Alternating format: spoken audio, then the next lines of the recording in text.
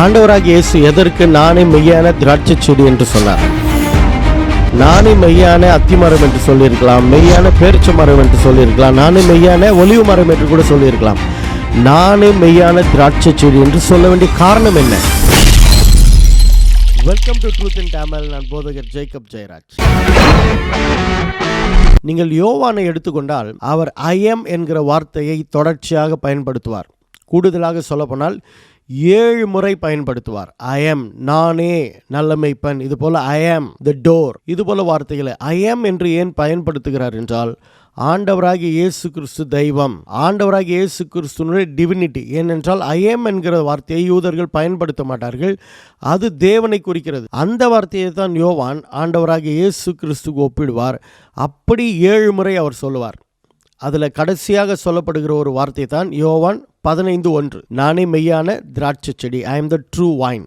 ஏன் ஆண்டவர் நானே மெய்யான திராட்சை செடி என்று சொன்னார் என்றால், நீங்கள் சங்கீதம் 88 படிக்கும் பொழுது, நீர் எகிப்திலிருந்து ஒரு திராட்சை கொடியை கொண்டு வந்து ஜாதிகளை துரத்திவிட்டு அதை நாட்டினீர். அதாவது இந்த திராட்சை பழம், திராட்சை கொடி, இந்த திராட்சை சம்பந்தப்பட்டது யாரை குறிக்கிறது என்றால், வேதத்தின் அடிப்படையில் யூதர்களை குறிக்கிறது. ஆகவே தான் நீங்கள் சரித்திரத்தை படிக்கும் பொழுது AD 68 70 வரையிலும் எருசலேமில் ஒரு சிவில் வார் நடக்குது. அதில் தேவனுடைய ஆலயத்தின் மீது முன்னாடியே பெரிய ஒரு திராட்சை கொலை அவங்க வைக்கிறாங்க. கோல்டில் செய்யப்பட்ட திராட்சை கொலை. அதனுடைய அர்த்தம் என்னவென்றால், நாங்கள் யூதர்கள் என்ற அர்த்தம். அப்போ திராட்சை சம்பந்தப்பட்ட திராட்சை பழமானாலும் செடியானாலும் கொடியானாலும் யூதர்களை குறிக்கிறது.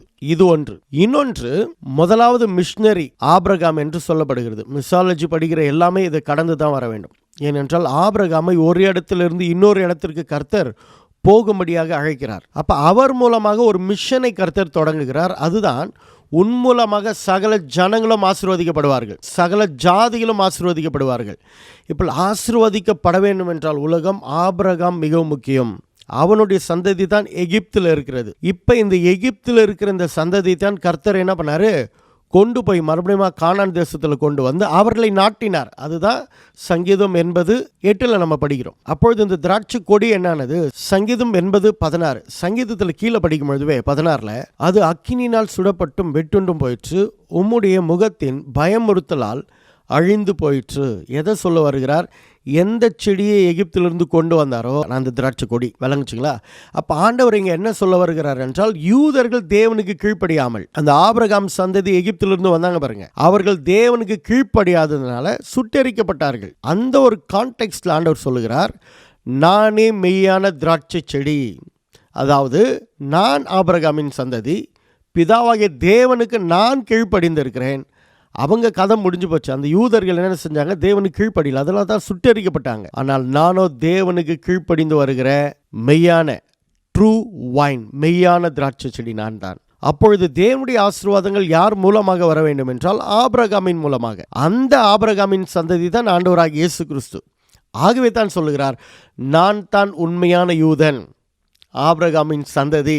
அப்போ ஆசீர்வாதங்கள் யாருக்குள்ள இருக்க வேண்டும் என்றால், ஆண்டவராகிய இயேசு கிறிஸ்துக்குள்ள. அதனால தான் என்னில நிலைத்திருங்கள், அப்பொழுது மிகுந்த கனிகளை கொடுப்பீர்கள். ஆபிரகாமை கொண்டு என்ன மிஷனை கர்த்தர் ஆரம்பித்தாரோ அதனுடைய முக்கியமான ஒரு வேர் தொடர்ச்சி தான் ஆண்டவராகிய இயேசு கிறிஸ்து. இதை அறிந்த பவுல் எழுதுகிறார், ஆபிரகாமின் ஆசீர்வாதங்கள் விசுவாசத்தின் மூலமாக புறஜாதிகளுக்கு வர இப்படி ஆயிற்று என்று. அப்போ ஆண்டவராகிய இயேசு கிறிஸ்து எதற்காக நானே மெய்யான திராட்சை செடி என்று சொன்னார் என்றால், நானே மெய்யான யூதன். என்ன அர்த்தம்? நானே ஆபிரகாமின் உண்மையான சந்ததி. அந்த ஆபிரகாமின் ஆசீர்வாதங்கள் யார் மூலமாக நம் அனைவருக்கும் வருகிறது என்றால், விசுவாசத்தின் மூலமாக, இயேசுவின் மூலமாக. ஆகவே ஆண்டவர் சொன்னார், நானே மெய்யான திராட்சை செடி. ஆண்டவராகிய இயேசு கிறிஸ்துக்குள்ள நிலைத்து இருக்கும் பொழுது நாம் அநேக கனிகளை கொடுப்போம்.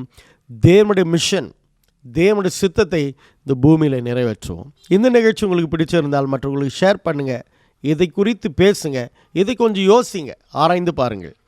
May God bless you. See you soon. Amen.